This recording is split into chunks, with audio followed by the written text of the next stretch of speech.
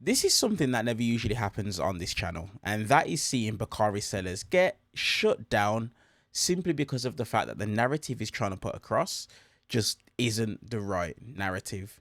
And in this clip, we see Bakari Sellers as well as Scott Jennings get shut down because they're trying to frame things in a little bit of a different way. As usual, let's watch the clip in full. I want to give you guys my thoughts towards that. Let's get into it. Good evening. I'm Lulu Garcia-Navarro in for Abby Phillip. Turns out talk of canceling holidays isn't popular with voters. Who knew?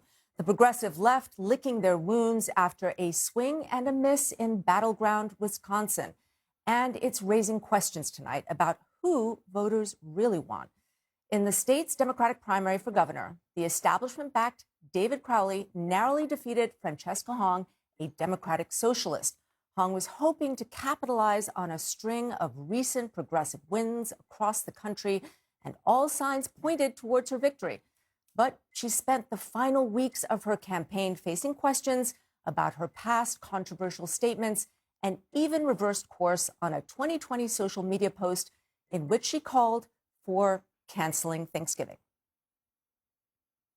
But Thanksgiving is also a time that's incredibly painful for many people in our communities. And so I think I wanted to make sure that people understood that there are multiple views. My favorite holiday is Thanksgiving. Because I There you have it. Thanksgiving. Yep. I don't want to cancel it. I actually love it. Crowley's victory is a stunning upset that opens a new chapter in the ongoing battle for the identity of the Democratic Party. Listen to how Jon Stewart framed the missed opportunities.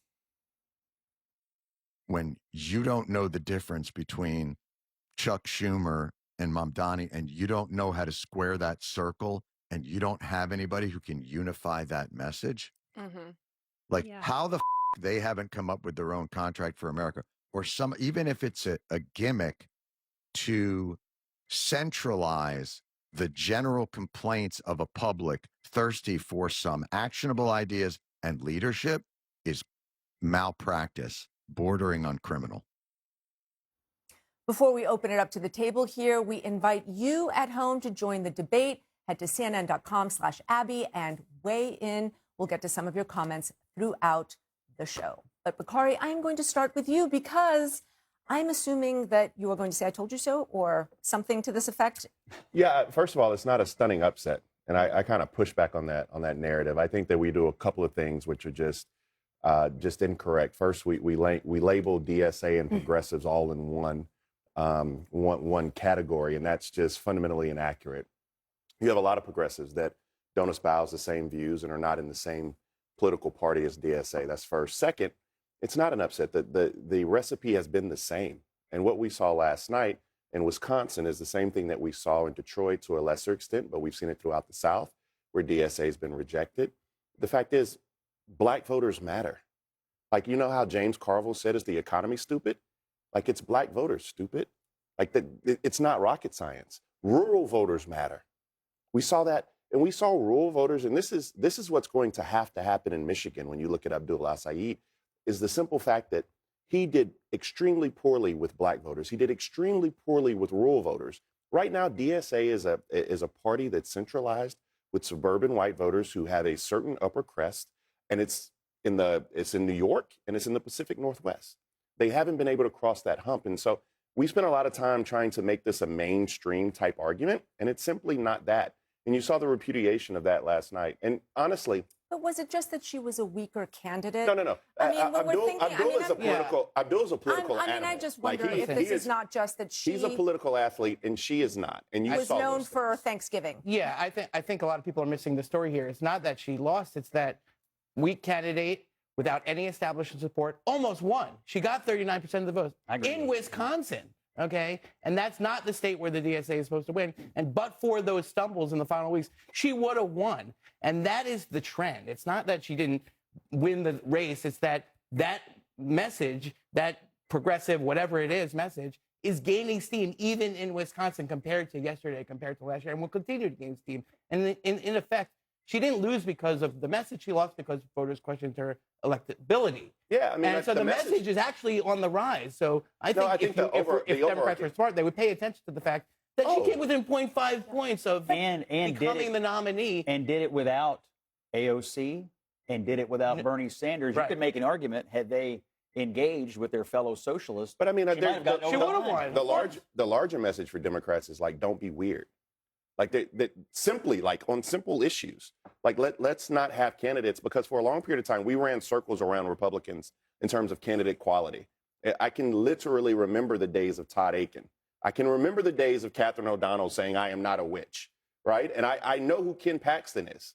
Like I've seen the corruption surrounding Ken Paxton. We cannot run candidates who fundamentally are not ready. I mean, the Nazi tattoo alleged rapist guy, that was a bad idea. One second. Correct. And we repudiated But eventually, One second. Bakari. Yes, ma'am. I just to interrupt.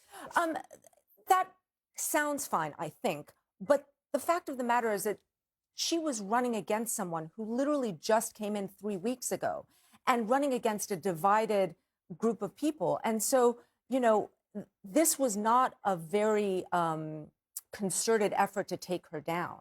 And so what you're seeing here is, I think, a very divided Democratic Party. No, I mean, you want it to be that because that's a better story. What you're seeing is the same thing we've seen over and over again, which is fundamentally DSA candidates do not do well in rural communities. They do not do well with black voters, point blank, period. They have not been able to win in the South. They actually had an election, and Abdul is not necessarily a DSA candidate, but we saw the repudiation of black voters. We saw the repudiation of rural voters. I mean, that is what you'll see continuously. Until you make inroads in those communities, you're not going to win Democratic primaries. You know, Abdul's he's got Thanksgiving problems. 2019. Just a reminder, this Thanksgiving, this country was built on the systematic annihilation of indigenous peoples whose ancestors suffer some of the highest rates of homelessness, joblessness, and mortality. We owe so much more than thanks. Time for reparations. So the problem with the facts. That's actually a true sentiment. The problem with don't be weird is that all these socialist or socialist adjacent or communist adjacent or whatever candidates all spent a fair number of years tweeting weird things that put them in the same bucket as Hong. You said he's a political animal. He's got a lot of the same beliefs. Probably he's got a lot of the same beliefs. He's more nuanced. But I will tell you this, Scott. He has work to do.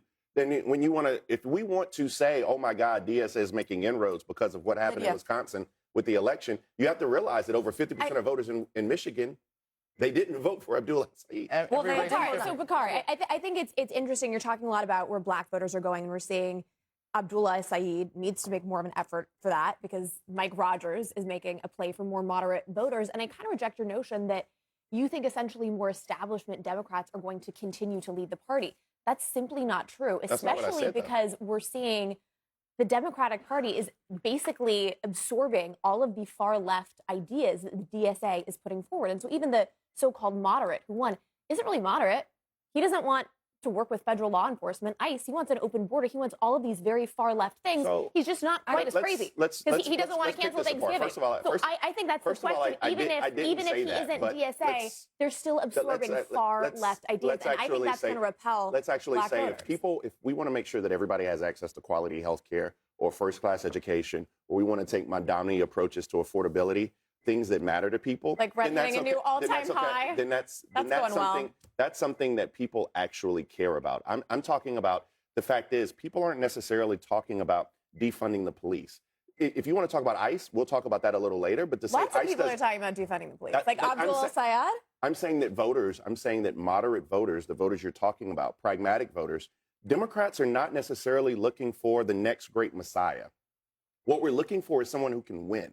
What we're looking for is we're tired of losing elections, particularly in November when our rights are on the ballot. But Wisconsin, I will say, Wisconsin voters got it right by factoring in electability when it came to this race, because like Ron Johnson himself said it, that this is now a more formidable opponent that they will be facing this November, because Francesca Hong, she did have candidate quality issues. And so we can argue about the DSA and whether it's making more of an impact and whether that Democratic voters want candidates like that in rural or urban areas. But I will say, though, that I think that voters in Wisconsin, these Democratic primary voters, recognize the threat that is Tom Tiffany and electing him as governor. Because if we have a disputed presidential election in 2028, it's going to be governors like him who are making decisions about that election. And so it is important that we're not putting up an election denier to fill that governor There seat. was another election on Tuesday. It was in Minnesota, and the socialist over in Minnesota, Peggy Flanagan. She's not a socialist.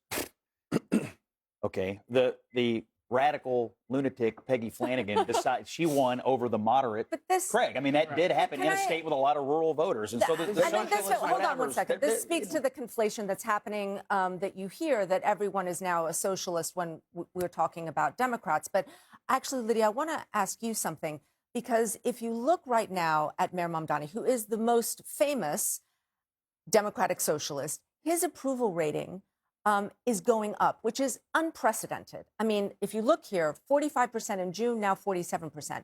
New York City, 58%, now 69% in New York City. He is trying to show that democratic socialism is actually something that can work. How do you explain that? Look, it's a good question. I think he was a very skilled marketer, which is why he got into the mayoral office in the first place, and he's continuing to do that. He's very good at the photo ops. But if you look at the numbers, those are telling a completely different story. Rents are at a new all-time high. So I think eventually the data and the reality of the policies he's implementing are going to catch up with him. I do think, though, that there are New Yorkers who are happy with him, not because he's a member of the Democratic Socialist Party. They're happy with him because he was talking about affordability and addressing their top priorities. They're happy with him because he's following through on campaign promises. You look at filling potholes or fixing drinking fountains. These are things that New Yorkers care about. He fixed one drinking fountain, and it's because somebody tagged him on Instagram to do that. A functioning government doesn't need somebody to be tagged on Instagram to fix something. I talked to a lot of young Democrats and young progressives, and they all say the exact same thing. They say that they're dissatisfied with the leadership of the Democratic Party because the grievances that underpinned those tweets and statements in 2020 have not been addressed by Democratic leaders 6 years later. And those grievances were real, and people forget that we had on the left the biggest protest movement of the century in 2020, and it was based on real grievances, and none of those have been addressed. So people who speak to those grievances will win inside the Democratic Party, and people who show results on those grievances. It's also generational, and we're seeing it is generational. We're seeing a lot of that as well, but we're seeing it across party. All right, everybody. And that's going to matter in 2028, and Democrats ignore it to their peril. All right, everybody stand by. Next, AOC. So this is where I'm going to need you guys to help me a little bit, especially people that are there on the ground in the United States and they tune into my channel.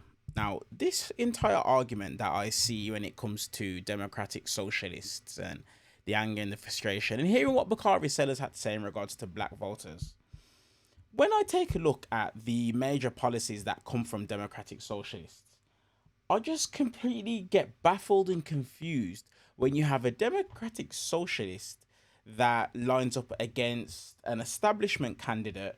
Now, let's remember the establishment, they've had more than enough opportunity to try and deliver for the American people, but they never do. How comes these people still beat out people who have policies such as universal healthcare, tuition-free public college and student debt relief, higher minimum wages, stronger labor rights and unions, taxing the wealthy and the richest, affordable and social housing?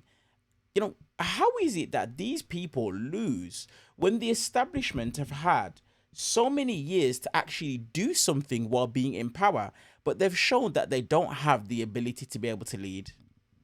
Somebody please help me with that in the comment section below, because this is what I'm not wrapping my head around. I'm not. But when we take a look at what it is that Mayor Mamdani is doing in New York, regardless of what MAGA airhead Lydia Moynihan wants to say, when we actually take a look at what it is that he's doing on the ground in New York, well, there's a reason as to why he's the most popular politician in the world. People can say whatever it is that they want to say about Mamdani, but at the end of the day, he's trying to work and deliver for his constituents. He's trying to do that. Meanwhile, you have Donald Trump in office that is enriching himself, enriching his family, and then on top of that, he's starting wars to make the cost of living more and higher for the average individual. And then when he's questioned or asked about anything, his response is, whatever. This is what I don't understand, and it baffles me. It completely does. Bakari, for me, on this is just completely wrong. And Josh Rogin saying what it is that he said, this shows the double standard.